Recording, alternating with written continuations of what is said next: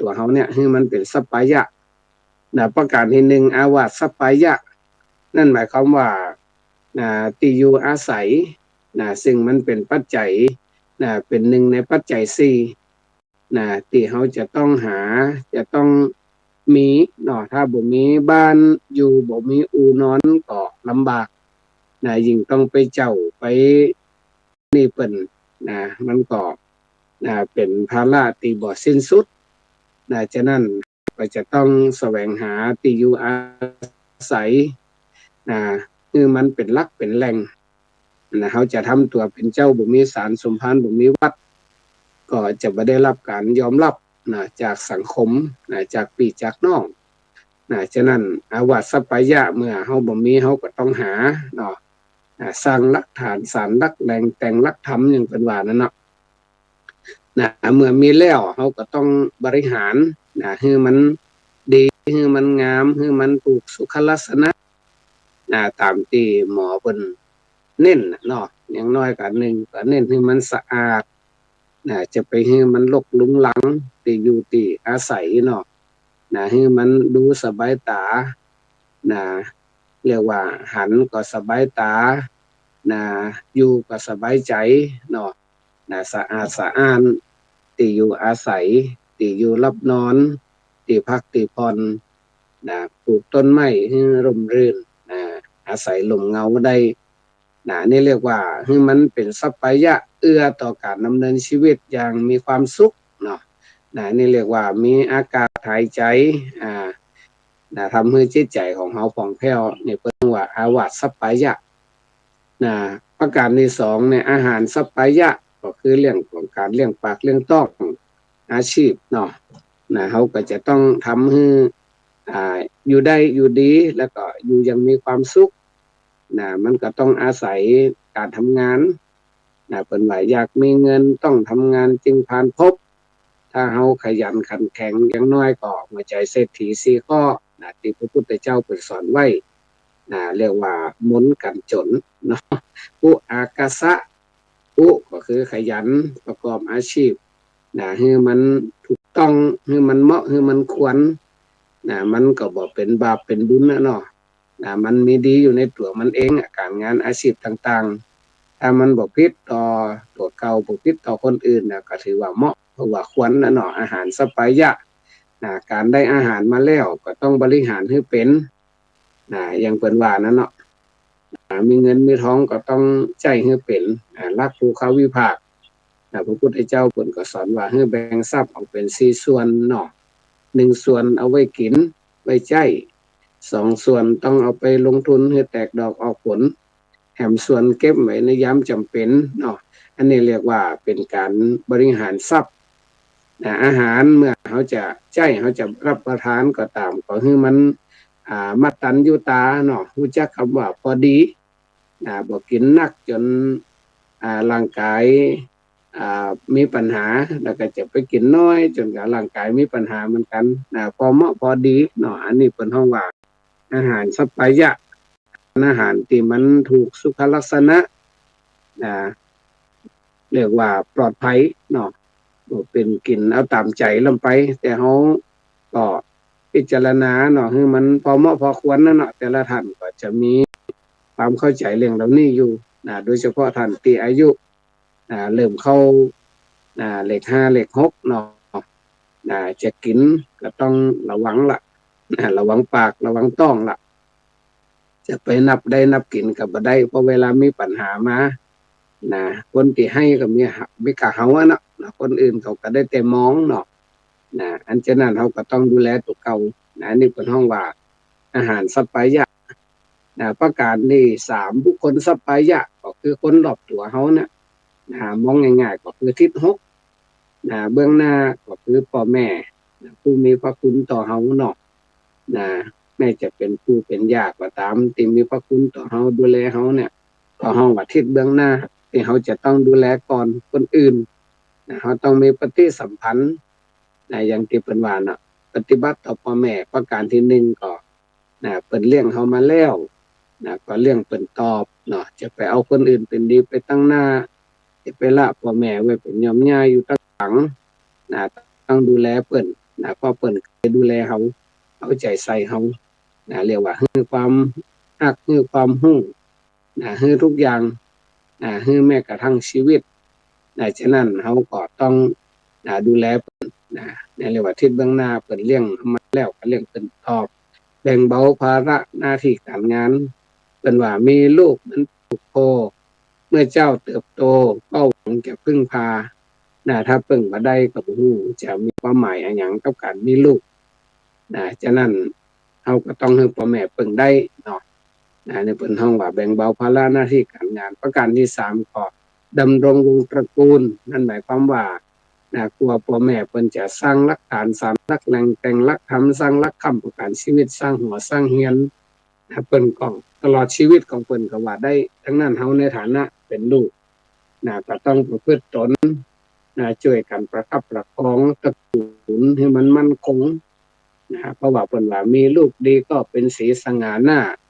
ญาติวงศ์พงษาก็เลื่อมใสญาติสนิทมิตรสหายทั้งใกล้ไกลก็พอใจสรรเสริญเจริญพรฉะนั้นก็ต้องช่วยกันดำรงวงศ์ตระกูลให้มันคงจะไป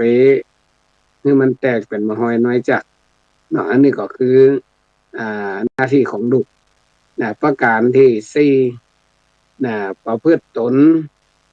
ให้เหมาะให้ควรนั่นหมายความว่าลูกก็คือเลือดเนาะ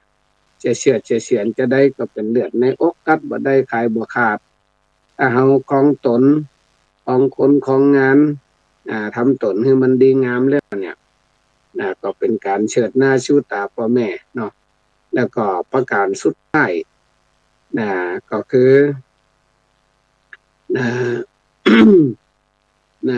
นอกจากเขาจะประพฤติตนให้เหมาะให้ควรแล้วเขาก็ต้องดูแลพ่อแม่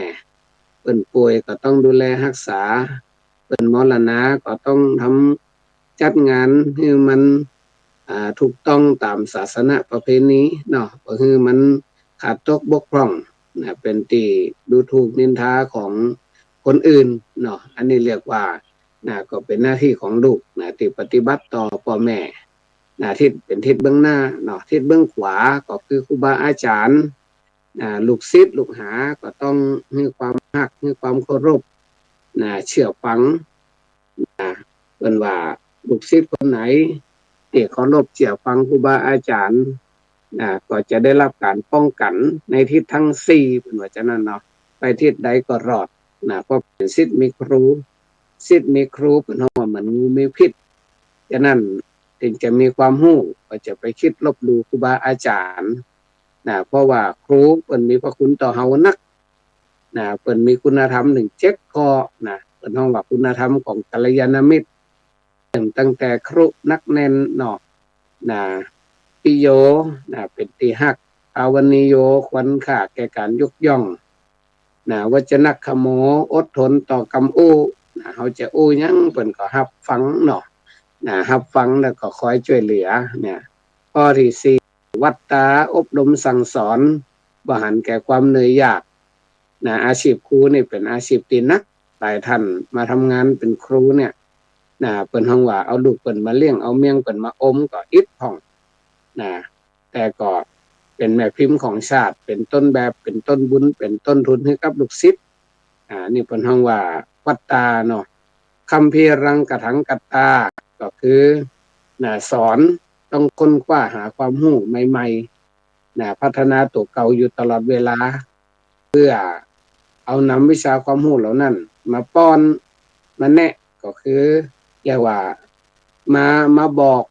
มาสอนเนาะแนะก็คือบอกให้รู้นำก็คือทำให้ดู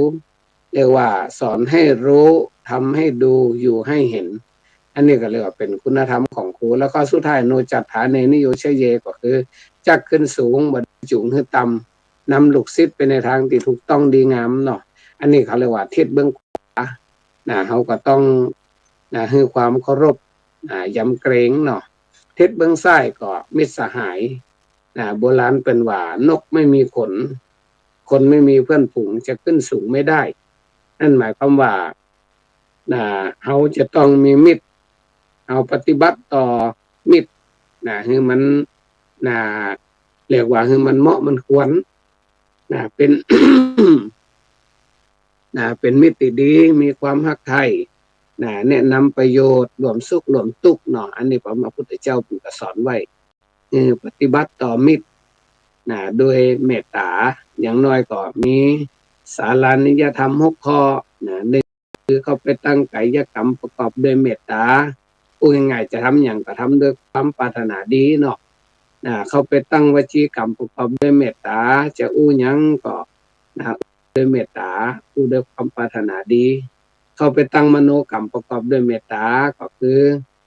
ใจต่อใจเนาะมิตรจิตมิตรใจหันอกหันใจกันนี่แต่เนาะทั้งต่อหน้าและก็รับหลังข้อที่5เนี่ยเปิ้นว่าสาธารณโภคีก็ต้องเอื้อประโยชน์ให้กับมิตรต้องช่วยเหลือเปิ้นพ้องใจว่ายามมีก็เข้าหายามมีปัญหาก็ทิ้งมันบ่ถูกเนาะเฮาก็ต้องช่วยเหลือมิตรสหายตัวเองเนาะอันนี้เปิ้นฮ้องว่าสาธารณโภคีแบ่งปันผลประโยชน์ให้มันทั่วถึงให้มันถึงกันอาจจะไปหันแก่ตัวจะไปกลัวเสียเปรียบเนาะอันนี้เปิ้นฮ้องว่าสาธารณโภคีแล้วก็ศีลสัมมัญญตาต้องมีศีลหมายความว่ามีพฤติกรรมที่ดีต่อมิตรก็ข้อสุดท้ายเนาะทิฏฐิสัมมัญญตาต้องความคิดความเห็นก็ต้องไปในแนวเดียวทางกันไปบ่คัดแข่งบ่คัดขาบ่คัดคอกันมันก็ก่อให้เกิดความฮักความสามัคคีเกิดว่าความคิดไม่ตรงกันความสัมพันธ์ก็ไม่เกิดฉะนั้นทุกคนมันก็จะต้องจูนก็หากันให้ได้เนาะเป็นมิตรเป็นเพื่อนอันนี้เป็นหัวทิศเบื้องขวาเนาะทิศเบื้องหลังก็ครอบครัวเป็นทิศที่สำคัญเป็นว่าสามีภรรยาอยู่ใกล้ชิดไม่มีความรักไม่มีความยำเกรงสักนิดชีวิตมีปัญหาอย่างที่พระเป็นว่านั่นเนาะเลี้ยงลูกอย่าให้เสียเลี้ยงเมียอย่าให้เหงาเลี้ยงลูกอย่าให้ชั่วเลี้ยงผัวอย่าให้ขาดความภาคภูมิใจฉะนั้นก็ต้องปฏิบัติให้ถูกต้องต่อทิศเบื้องหลังแล้วก็ทิศเบื้องบนผู้ประชายะอาจารย์เจ้านายผู้บังคับบัญชาเป็นต้นซึ่งถือว่ามีพระเดชมีพระคุณต่อเฮาก็ต้องปฏิบัติต่อเปิ่นให้เหมาะให้ควรบ่ไปเหยียบตีต่ำบ่ไปล่ำตีสูงเนาะบ่ไปทำอะไรอย่างเป็นการลบดูถูกดูแคลนเปิ่นต้องมีความฮักความภักดีเนาะอันนี้เปิ่นฮ้องว่าทิศเบื้องบนทิศเบื้องล่างก็คือคนที่อยู่ใต้บังคับบัญชาของเฮาเป็นลูกเป็นหลานเนาะเป็นห้องว่าคนรับใช้เป็นบ่าวเป็นคนคอยรับใช้เป็นลูกน้องเขาก็ต้องปฏิบัติให้เหมาะให้ควรอย่างเพิ่นว่าธรรมดาว่าป่าเนี่ยมันบ่ได้แห้งตีหัวแต่มันแห้งตีหางถ้ามีบริวารมันก็สบายเนาะงานหลายก็เหมือนงานน้อยงานนักก็เหมือนงานเบาก็หยังพอเขามีลูกน้องเอาดูแลฉะนั้นเนี่ยเพิ่นว่าบุคคลสัปปายะเขาก็จะต้องรู้จักเลือกเอาถึงจะมีน้อยก็บ่สำคัญอย่างเพิ่นว่าอันเพื่อนดีเพิ่นว่าจะได้อันเพื่อนดีมีอยู่แม้จะน้อยดีกว่าร้อยเพื่อนคิดริษยาเหมือนเกลือดีนิดหน่อยด้วยราคายังดีกว่าน้ำเค็มเต็มทะเลฉะนั้นถ้าเรามีเพื่อนดีแล้วเนี่ยอย่างน้อยเนาะเขาก็มีความสุขมีความสำราญเพราะจะได้เอามาต้องไประวังภัยนักแต่บางคนมีเพื่อนนักแต่เป็นมิตรที่บ่ดีเป็นคนบ่ดีเป็นคนเทียมมิตรเป็นคนปอกลอกเป็นคนหันแก่ประโยชน์เป็นคนเอาแต่ได้มันนี่ก็อันตรายเหมือนกันพอสุดท้ายมาเขาอาจจะต้องพังเพราะเปื้อนเนี่ยพระพุทธเจ้าถึงให้ระมัดระวังว่ายังเวเสวติตาทิโสคบคนเช่นใดก็เป็นคนเช่นนั้นเขาก็ต้องเลือกคบคนดีคนที่อยู่ตัวแล้วมีความสุขคนที่บ่ทำร้ายกันทั้งต่อหน้าและรับหลังเนาะอย่างน้อยก็มีความฮักมีความปรารถนาดีต่อกันอันนี้ฮ้องว่าเรื่องของบุคคลสัปปายะคนรอบตัวเขาเนี่ยให้เป็นสัปปายะการที่จะเป็นสัปปายะได้หนึ่งเขาต้องปฏิบัติต่อท่านเหล่านั้นให้มันเหมาะมันควรเนาะ นะส่วนเขาจะปฏิบัติต่อเขาก็พิจารณาเอานะถ้าดีเขาก็เข้าหาถ้าบ่ดีเขาก็ถอยออกมามันก็ต่ออันน่ะเนาะนะอันนี้เป็นห้องว่าผลสัปปายะส่วนสุดท้ายธรรมะสัปปายะนั่นคือเขาจะต้องเรียนรู้อยู่ตลอดนะเพราะว่ามันบ่มีไอ้หยังสมบูรณ์แบบมันต้องเรียนรู้กันตลอดชีวิตนะสิ่งที่เราคิดที่เราทำคำที่เราโอ้ล้วนแต่จะนำไปสู่นะความสำเร็จหรือความล้มเหลวได้นะดังนั้นสัปปายะถึงสี่ที่เอามาโอ้ให้ทุกท่านฟังในวันเนี้ยบ่ว่าจะเป็นอาวาอาสัปปายะอาหารสัปปายะบุคคลสัปปายะธรรมะสัปปายะนะก็คือเราพยายามนะพัฒนาถึงสี่อย่างเนี่ยคือมันดีเนาะมันก็จะเอื้อให้ชีวิตของเขาเนี่ยอยู่เย็นเป็นสุขนะมั่งมีสีสุขสมบูรณ์พูนสุขนะยังบ่ต้องสงสัยนะเพราะว่าพระธรรมคำสอนพุทธเจ้าเนี่ยทำแต่ก็ได้แต่เนาะทำเล่นก็ได้เล่นนะฉะนั้นเขาก็ต้องพิจารณานะซึ่งหลายท่านว่าตื่นเจ้ามาฟังตัวเจ้ามาอู้เนาะก็อาจจะมันอาจจะฉุกคิดขึ้นมาเพราะว่าขนาดไปไหนมาไหนจิ้งจกทักให้ระวังตัวเนาะอันนี้พระสงฆ์องค์เจ้าออกมาแนะมานำนะแม่ปัจจุบันนะข้อมูลข่าวสารมันก็อาจจะรวดเร็วเนาะนะมันก็มีตึงบวกนะมันมีตึงบวกมีตึงลบนั่นเนาะแต่เราก็ต้องจำไว้เสมอว่าเขาเป็นเจ้าพูดนั่นนะต้องระงับเรื่องร้ายต้องกระจายเรื่องดีนะเรื่องไล่ๆบางอย่างเนี่ยเขาก็ไม่จำเป็นต้องไปตีข่าวเพราะว่าบางครั้งมันบ่ได้กระเทือนผู้กระทำแต่มันไปกระเทือนสังคมทำให้ความขาดความมั่นคงนะฉะนั้นบางอย่างเขาต้องไปตีแพร่นะโดยเฉพาะนะญาติโยมที่เป็นสื่อมวลชนทั้งหลายก็ต้องพยายามนะกระจายเรื่องดีให้มันนักนะมันคือทั่วถึงไปถึงเด็กถึงละอ่อนตัวที่จะได้เป็นแบบอย่างเนาะไอ้เรื่องบดีนั่นนะเขาก็แก้ไขนะแล้วก็เก็บเรื่องเนี้ยนะแก้ไขให้มันถูกต้องเก็บเรื่องที่เป็นหน้าที่ของตำรวจไปเอาต้องมาเอามาทกมาวิจารณ์โดยเฉพาะใกล้ช่วงวันสำคัญทางพุทธศาสนาคือวันวิสาขบูชาโอ้เรื่องพระสงฆ์องค์เจ้าเอามาติแผ่มากมายเลยเพราะว่าจุดประสงค์ของคนที่ทำเนี่ยเพิ่นก็อาจจะอยากจะบั่นคลอนศรัทธาเนาะที่มีต่อพระพุทธศาสนาพระพุทธศาสนาเขาเนี่ยมีภัยตึงภายนอกแล้วก็ภัยตึงภายในภัยภายนอกก็คือคนที่เปิ้นบ่ได้นับถือคนที่เปิ้นบ่ชอบเนาะเปิ้นก็อาจจะมุ่งทำลายได้อันนี้เปิ้นเฮาว่าภายนอกหมู่เฮาก็ต้องระวังเอาระวังเปิ้นเฮาว่าระวัง3อย่างเนาะระวังตนระวังคนระวังของระวังทุกอย่าง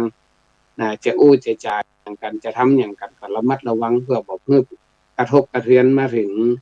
พระพุทธศาสนาแล้วว่าระงับเรื่องร้ายกระจายเรื่องดีพระสงฆ์องค์เจ้าที่เปิ้นประพฤติดีปฏิบัติชอบที่เปิ้นทำประโยชน์ให้กับสังคมเนี่ยเขาก็เอามาตีแผ่กันเขาต้องส่งเสริมในเรื่องของการพัฒนา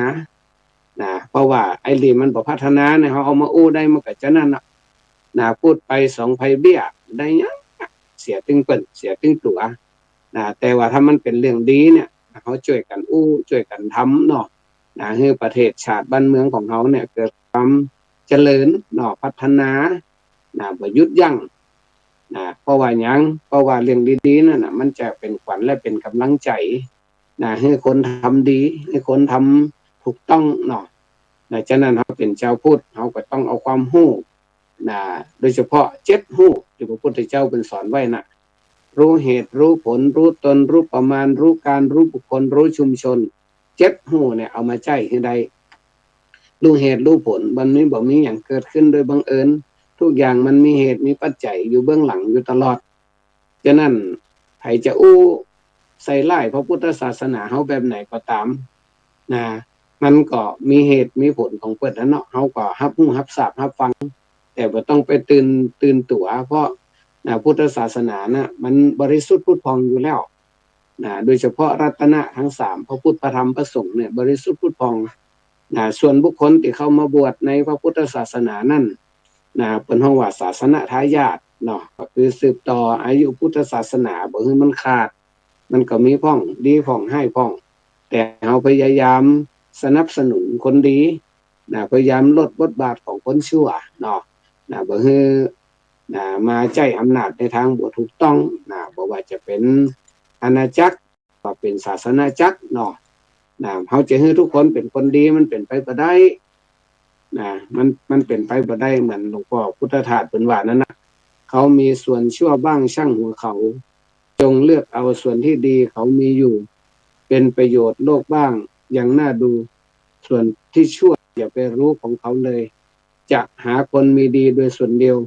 อย่ามัวเที่ยวค้นหาสหายเอ๋ยเหมือนค้นหาหนวดเต่าตายเปล่าเอ๋ยฝึกให้เคยมองแต่ดีมีคุณจริงฉะนั้นมันอยู่ที่มุมมองของเราละเฮาก็ต้องมองให้เป็นว่ามองโลกด้านดีมีผลมองคนอื่นดีมีค่าปลูกใจให้เกิดศรัทธาตั้งหน้าทำดีมีคุณมองโลกด้านร้ายกลายกลับใจรับแต่เรื่องเครื่องคุณ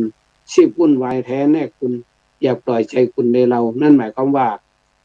มันอยู่ที่ตัวเฮาละเฮาจะมองจะใดถ้าเฮามองร้ายมันก็ร้ายตอบถ้าเฮามองดีมันก็ดีตอบร้อยคนถ้ามองดีก็ดีร้อยอย่างมองบ่ดีมันก็บ่ดีร้อยอย่างเฮาจะรับเอาเรื่องดีหรือบ่ดีนั่นมันอยู่ที่ตัวเฮาละฉะนั้นก็ฝากถึงทุกท่านว่าใกล้วันวิสาขบูชาซึ่งเป็นวันที่สำคัญอย่างยิ่งของพุทธศาสนิกชนผู้นับถือพระพุทธศาสนาเรียกว่าวันวิสาขบูชาเนี่ยเป็นวันที่พระพุทธเจ้าเปิ้นเฮาถือเป็นบุคคลเป็นศาสดาของเทวดาและมนุษย์ทั้งหลายเป็นศาสดาเอกในโลกเป็นต้นแบบเป็นต้นบุญเป็นต้นทุนให้กับโลกโดยเฉพาะวันวิสาขบูชาเนี่ยเป็นวันคล้ายวันประสูติตรัสรู้แล้วก็ปรินิพพานเป็นว่าเมื่อเกิดขึ้นลืมตามาดูโลกเกิดคือโชคชีวามหาศาลเกิดเพื่อก่อความดีที่ยืนนานเกิดเพื่อการไม่เกิดอีกต่อไปเนี่ยเรียกว่าก็คือเกิดมาเพื่อสร้างคุณสร้างค่า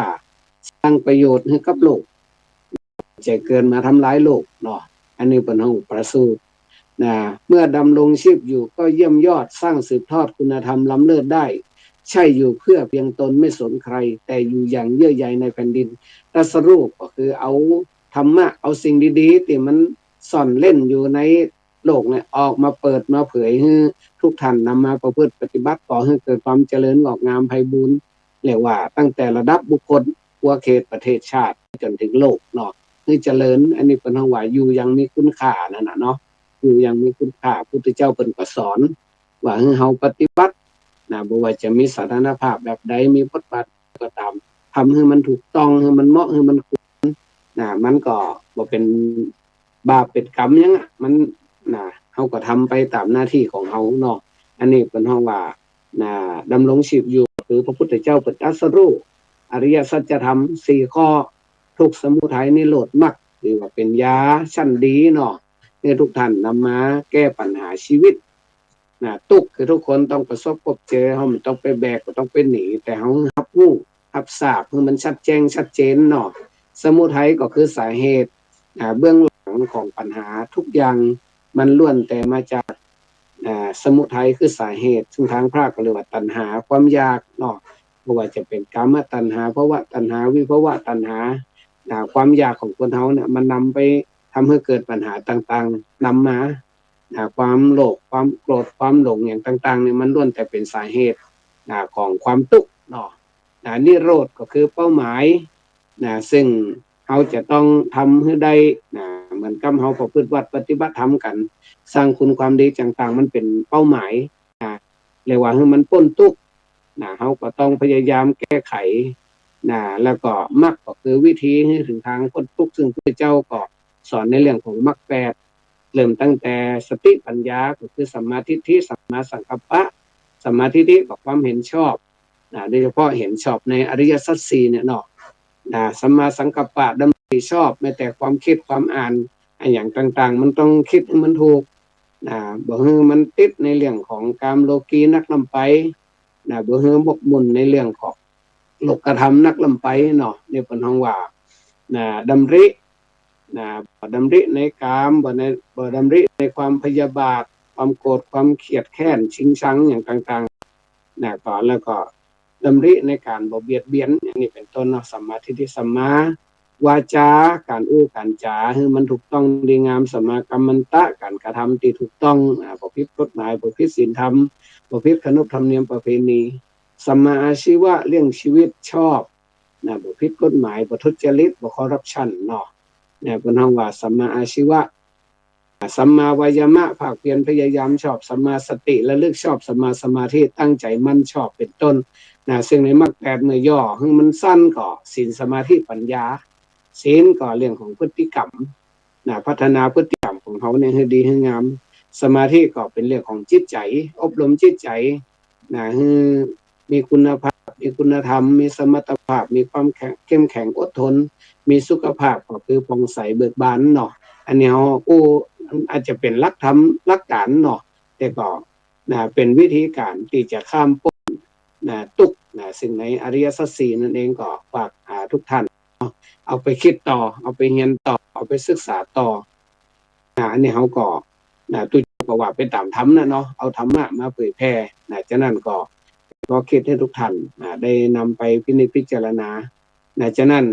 ในเจ้าวันนี้เนาะเวลาหมดเวลาอาตมาภาพในนามตัวแทนของทีมงานธรรมะรับอรุณธรรมะเป็นทีมของคณะสงฆ์เนาะพร้อมกับขออ้างเอาคุณพระศรีรัตนตรัยบุญกุศลจงมารวมกันเป็นตบะเดชะเป็นพระวะปัจจัยเป็นอุปนิสัยดลบันดาลประทานพร